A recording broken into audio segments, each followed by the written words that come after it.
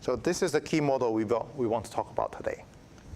And let's directly go to, we already know that how to the base, the encoding decoder looks like. We can just go to implement the sequence encoder. Like we just implement sequence encoder and decoder and just train it.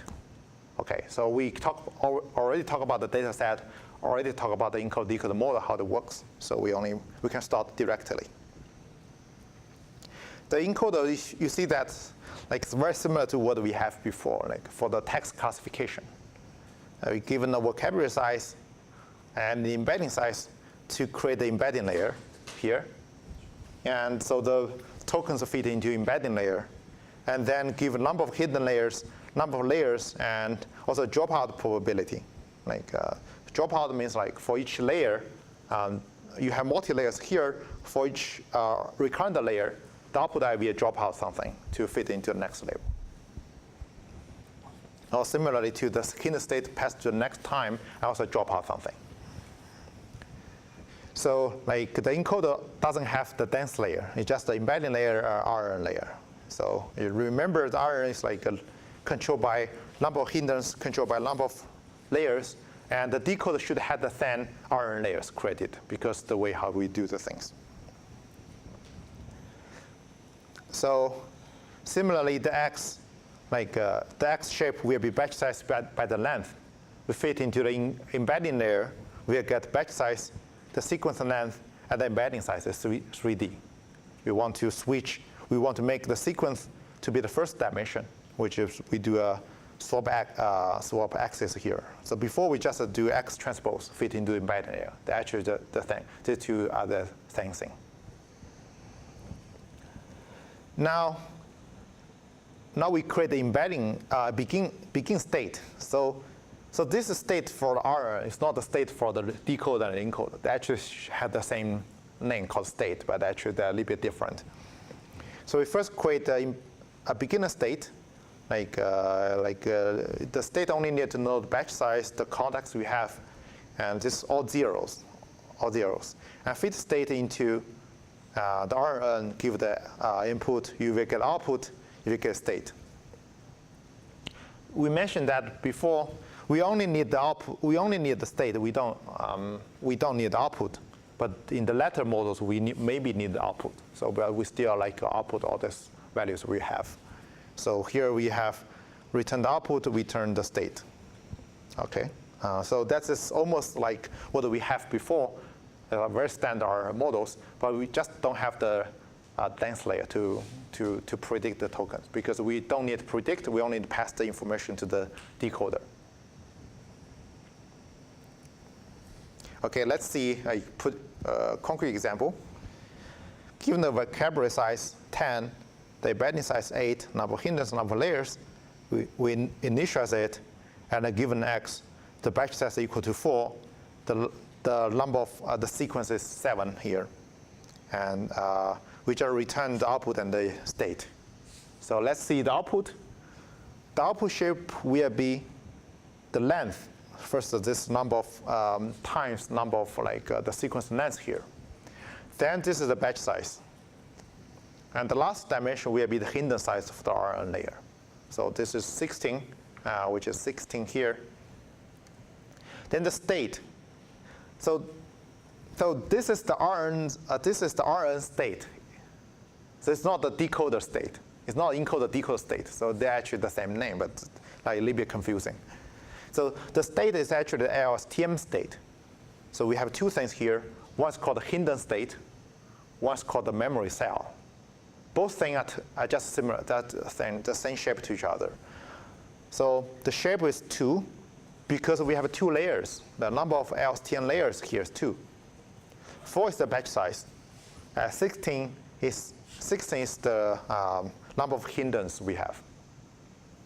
The memory cell also has the same shape. Okay. So the difference here is that, so this one contains the last time step hidden state, but for all these layers. The output actually contains all the time. So all this hidden layer, hidden state for all the time steps, but only for the last layer. So they actually cover different things. So this is the output, and this is the state we pass. So according to the decoder, we maybe ask different things about that. So here, but here we only need this one. We will cover how to use these guys in Thursday for attentions.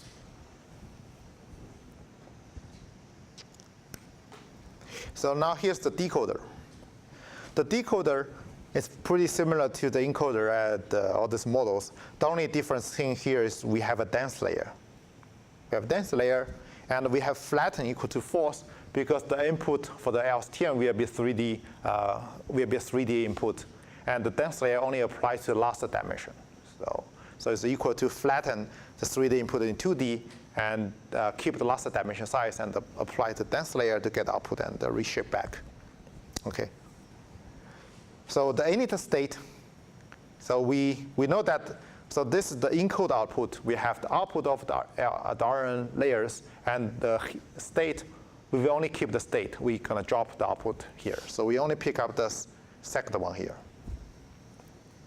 So now, for the forward function, we have the source sentences, the target sentences, and the state here is from the state for the decoder, is the RN layers.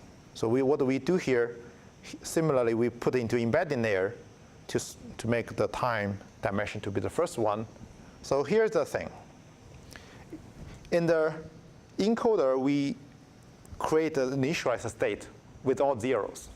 But for decoder, we just pass the encoded state, output state into here for the RN layer. So that's how we pass all this information from the encoder to decoder. So this requires us that the decoder will have the same number of layers, number of hindrance to the encoder. Otherwise, the shape will not match. Also, the batch size cannot be changed because otherwise also doesn't match. So then we get output, we got the state, we modify the state, and finally we just, another difference here, we put the output into a dense layer and swap back. Make the first dimension to be a batch, the second dimension to be the sequence, the last dimension will be the number of tokens we want to predict. Here is the vocabulary size. So because we need to predict tokens in the vocabulary size, the dense layer will be actually very large ones. And we output and output the state. Okay, the prediction of the tokens and also the modified state. Okay. So also do a universality check. We need to guarantee that like the number of hindrances will be the same, and number of layers will be the same. This one doesn't matter. The vocabulary size definitely doesn't matter because like the source vocabulary size will be different, but does. And so we only guarantee two guys are similar. Then, given the same x, we put it into encoder, get output into the init state, get the state, and get the decoder. That's basically we just re-implement the decoder encoder models here. So let's see the output. The output will be the batch size because we already changed the dimensions. The batch size, the number of length, and this is the vocabulary size. Okay, so decoder is different to the encoder. Encoder, the last dimension is the hindrance size because we don't need to do prediction. Similarly, we have the state have two elements. One is the hindrance state for the decoder, one is for the memory cell for the decoder because we are using LSTM here. If you use a GRU or just the RN cell, you only have a single one. Okay, so this again, this is not well. You can say that it's like a decoded state, but not necessary. So only this one is the state we mentioned before. All the state here is the RN state. Maybe confusing here, but for transformer we don't have such state. That's another thing. Okay. Okay, so any questions so far? Like this is the key thing about all this sequence to sequence. But if you know how to construct RN, it's pretty smooth, goes to sequence to sequence. Another difference here is that we actually mentioned that before, and in Word2Vec, that is, we padding a bunch of the paddings in the source sentences. We just don't want to predict. We don't want to penalize all this padding tokens. So what do we do here? We have a thing called a sequence mask. What the sequence mask we do here is like given take the last given 2D matrix. I given X. I tell you that I only keep the first element of the first row. So the first element of first row, and I only want to keep the first 2 items in the second row. So you can see that. So we are doing on the axis equal to 1, like the last dimension.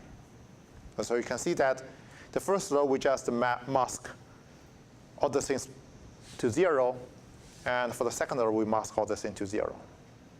Okay, so it's very similar to mask.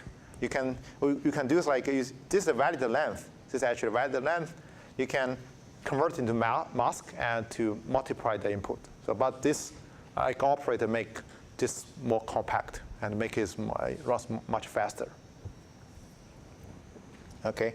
The other thing we already talked about is okay. So this is like to do multi-dimensions. So similarly, we can pick up particular directions, like even for like a 3D matrix. And also we can change the mask value to be -1. You can change to any one you want to have. And what we do here is the idea it's like if I pick up the second dimension, and for each eye, and we will pick up the mask, the valid length, and to be the end of to be 0. All the other things to be 0. Okay, so the last dimension will be just copied. So here, it's like in the first submatrix, because we pick up 1 here, we only keep the first row. All the others to be -1. And for second element, we will keep 2 rows. All the other things to be -1. Okay, so it's a little bit hard to understand, especially you want to be very, very careful if you do mask. It will not give you any error if you mask a different dimension, but it maybe gives you something. And we will show more like how to use that in the tension. In the Thursday, it's make more complicated. So this is a mask softmax. So we will use it as all this week. And the idea here is the prediction will be the batch size, the sequence length, the vocabulary size. So this is the prediction of our model. And the label we have is batch size, sequence length. So for example, for any token I do argmax, and I want to compile so many loss functions. We know that in the dimension 1, a lot of items are just padding zeros. If we give you the valid length, which is for each example, I tell you that how many actually items are in each example. Beyond that, just the padding items. So what we do here is we already saw that in the loss function we can give you a weight. It's a weight you can for each example. So because for here, anything, so we have batch size times sequence length examples, not just the batch size examples, to the loss function. So then we create a weight which is like the labels, but it's adding batch size sequence length and the 1, adding 1 at the end. Then for this weight, we want to how to generate the mask we have before. But the mask is given the weight, given the valid length, so it's on the axis equal to 1, so which means for each example, I will pick up the calling valid length and setting the calling, because it's all ones, setting the calling to be, if it's according to a valid token, will be 1. If it's a padding, just a 0. So this is a mask. So we put the weight into a normal softmax loss, and so this weight, the prediction, and the label. So we get a mask softmax.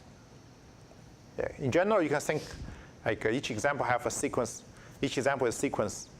I just mask some items and the sequence according to the valid length we have. Okay, any questions here? That's kind of key thing, the key new thing about we have before. Like we needed this one for the whole week.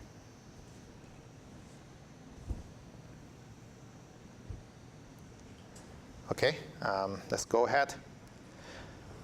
So almost like we create a softmax, and we create 3 by 4 by 10. This is a vocabulary size, number of examples, and this is the sequence length.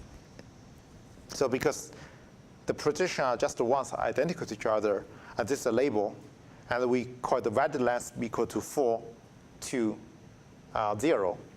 So 4 means that because the sequence length is 4, the 4 means that any token is a valid token. So the loss will be the sum of 4 identical losses together. So because all other things are 0, or any elements give the same loss function. The 2 means that we only keep that for the second example. We only keep the first 2 elements, and 3 means on the third example, all the things are just invalid tokens. We don't care. So you can see that for the first example is 2.3. Then the second example, because we only keep out of half of the items in the sequence, we have the values here is 1.15, and the last one is all zeros. So we put all the things just invalid, which means we get a 0 loss. Okay, so this is the mass softmax. Okay, for training, a little bit long, but actually this is for training how to get an encoder and decoder for model for training. A little bit long, but it's actually very similar to what we had before. So let's explain one by one. We first initialize it, and we create a trainer called Adam. Adam we will cover like in the last lecture. We used it a lot in the class, but we never covered it because nobody doing like projects about optimization, so we put it at the end. But Adam make you less sensitive to learning rate. Not necessarily give the best accuracy at the end, but it'll be easy to tune the learning rate. And also the loss function we have is mask softmax loss. Just CE. The CE is the short for cross entropy. Just you can call it CE loss. And time, we record the time. And then for each batch, for each epoch, for each batch, now here's the thing. The batch contains 4 things. The source, the encoder input, the decoder input, or the valid length of the encoder input, and the valid length of the decoder input. So we call X will be the encoder input, Y will be the source sentences. And also the V length is called the valid length. And we copy all these things into a GPU. So we assign context to GPU. So then given the source sentences, we need to generate the input to the encoder and the target for the encoder. So similarly, what do we do here?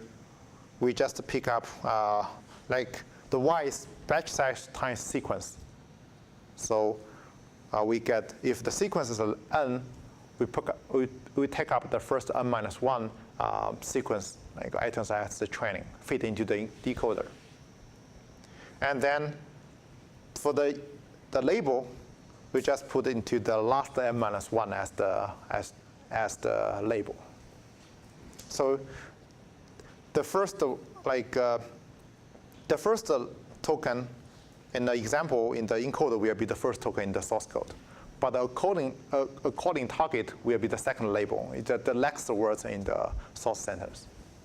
Okay? Is that clear?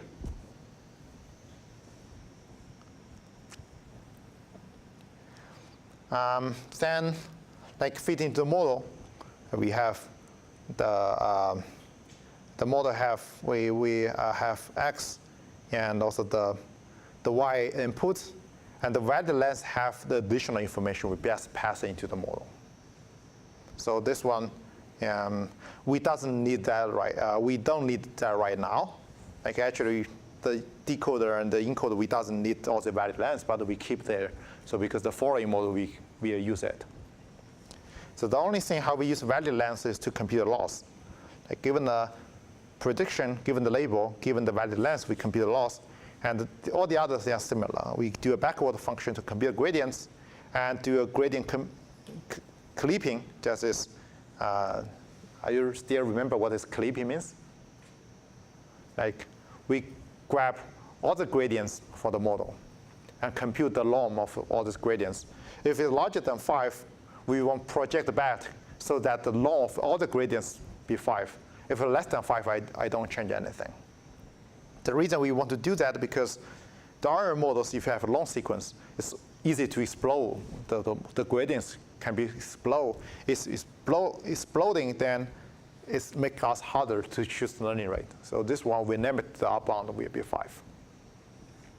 Also, like we compute the number of tokens we have, and to predict anything we have. We'll show you. That's all the things. Okay. So we can train. The training is that similarly we pick up the embedding size, the number of hindrance, number of layers, and the dropout. Because the tiny model we didn't drop out because all 32, 2 layers is a simple model. We didn't drop out anything. The batch size, the number of examples. The data set is pretty large. We only to show to train that we only pick up the first 1,000 examples. And the max length will be 10. Also, learning rate, we are using pretty small learning rate here. It's a lot of number of epochs because sequence converge very, very slow.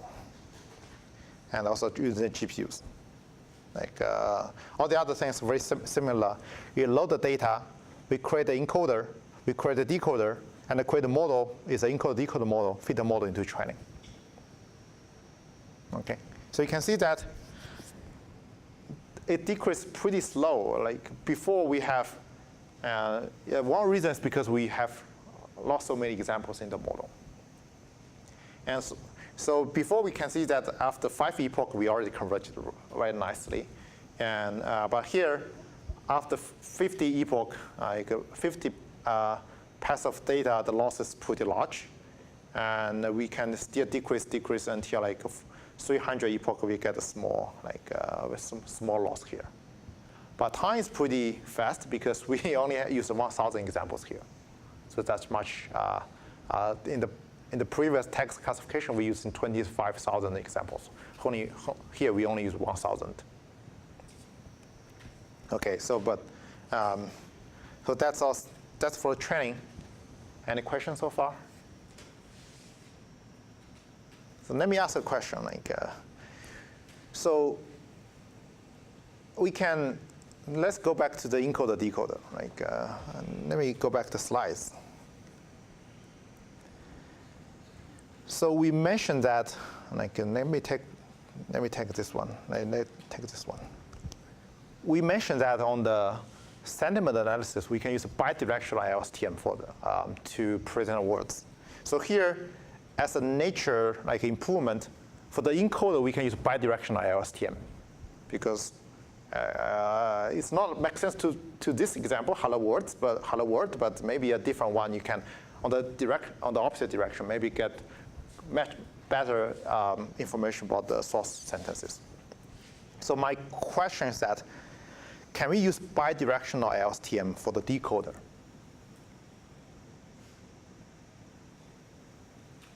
Who knows the answer? Yeah. No, I don't think we can use bidirectional for the decoder. Because if we use bidirectional, the decoder may produce output from both directions. So they may produce redundant words or something like that. Okay. Yes, the thing we cannot use it is because when you're predicting, you never know the future. You need to go back on the other direction. You cannot generate from the end of sequence to get this one. So there's a lot. Sometimes ago, I have I know I'm mentoring some interns doing a thing they change this one to the decoder to bidirectional LSTM and improve the sequence a lot. But you know that it never makes sense, so you never can use it to make a prediction. So that's why we usually don't use bidirectional here. Okay. Okay, so let's go to the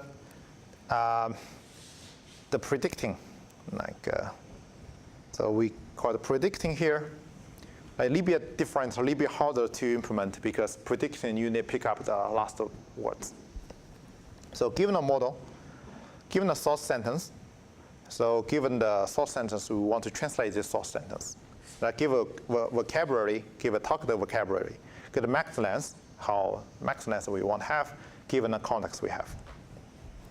So yes, firstly, we tokenize the source sentence and fit into vocabulary, get all the tokens indexes. And give it the length of the source. If it's too large, we just padding it. If it's otherwise, we just do something else. So we create the encoder input. We also have the valid length. That's what we the data processing are doing. So then we're adding a dimension because we don't, with batch size equal to 1, we're adding the batch dimension, fit into that. So get the encoder output. Also get, to fit the encoder output into the decoder. And this is additional one. We don't need it right now, but we need that for the transformer model. We'll talk about that in Thursday. So get the initial state. Now here the thing is different. Up to here, we mentioned that the encoder part is similar as for training, but the decoding is different. So we do like time by time. So first we put at the beginning of the sentence here. We create the X, the input for the decoder is a single element, just the beginning of the sentence. Like a beginning of the sentence and put it into the context, adding the dimension, the batch dimension. And then we do like a time by time. What do we do here? We get the decoder from the model and feed the X and the decoder state into the model. So we get the prediction Y. We get the Y, which is a prediction of the current token, the current time, and also the updated state. Okay, so we get the argmax to get this is the token with the highest score we predicted so far at this time. So we call the decode X because we know that we want to put it into the the next time step. So then we remove the dimension space, convert it into inter 32, and if it's equal to the end of the sentence, we just break. Otherwise, we just continue. We put the PY into the predictor tokens. Okay? We save all the tokens we predicted. So next time, so we don't have anything here. The next time step, we will use the largest, the token we predicted with the highest score into as the input for the next time. Okay, so that's then finally we just join all the predictions into get the token from the vocabulary and print the sentence we have. So this is for predicting. So the idea here is that you do time by time. Every time you pick up the best one from the previous time and fit in the next one. So then you cannot do in parallel because you need to do one by one. Okay. Okay, so we can try something, and I actually don't read French, so I kind of know this is correct. I translate the go war I'm okay, I'm one to French. You can see that I remember this is correct, and this is not because it's an unknown token. I think that's kind of correct. Are you sure? Everybody knows that? I think also this one is kind of correct. Because we train a very tiny model and using sequence to sequence, and so we can actually get not so bad results here. So actually this model has been used, Google actually used very similar model for Google translation, but they use much large vocabulary size and using bidirectional in the encoder and a lot of optimizations. And at the Google announced that a year ago they're using similar models for their own translation. But it takes a long time to replace the traditional statics-based one because this model is so slow. Like the encoder, decoder is pretty slow. You want to make it fast, that's pretty hard.